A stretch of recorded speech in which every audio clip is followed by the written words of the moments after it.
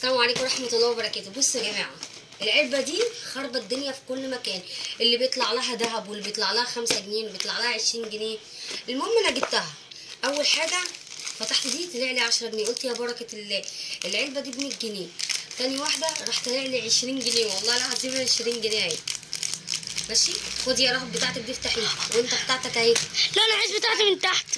بسم الله. هشوف انا ايه التالتة. بسم الله الرحمن الرحيم. ادي كده جمعنا ايه 30 جنيه. دي ما فيهاش انا عايز واحده غير دي. نفتح دي بتاعت رضوان. انا عايز واحده غير دي، مش عايز واحده غير دي. خلاص بلاش دي. اختار اللي ما تحت. فيهاش. اختار اللي تحت كده عشان اللي خلاص، تحت 30 الخصم. جنيه واحنا دافعين 100. 10 جنيه يا جدعان، يعني 10 و10 وادي 20 ادي 40. ما فيهاش. وادي واحده كمان ما فيهاش. بسم الله. ادي واحده كمان واحدة ما فيهاش. ما فيهاش. رف ما كسبتش. طبعا هتقولي لي الكيك ده انا عايز واحده من القهر. طب استنوا، دي كمان ما فيهاش. طيب بسم الله بسم الله بسم الله. البحث عن سبيكه ذهب مش عن فلوس. بسم الله. حظنا ما جابش غير 40 جنيه.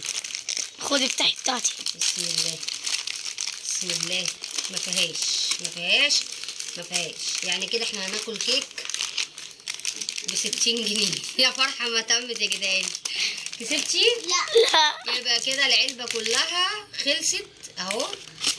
استنى بقى، استنى، كلها كيك. مفيش. بسم الله. ادي اهي. هات.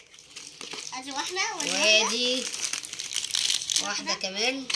ركز معايا ما فيهاش. اهو. ما فيهاش. هات رهف. ادي هات بتاعتك رهف، كده. ركز معايا. هات رهف ما فيهاش. اهو. ما فيهاش. دي ما فيهاش. ما فيهاش. ودي كمان ما فيهاش. ودي كمان ما فيهاش اهي. احنا كل ده البحث عن السبيكه الذهب. في واحده قدامي، هات الكاميرا عليها يا ابني. واحده قدامي كسبت سبيكه ذهب، يعني اول حاجه كسبناها ايه؟ نتلم بقى. معلش يا جماعه، نتلم بقى. ادي اهو، ادي اول 10 جنيه.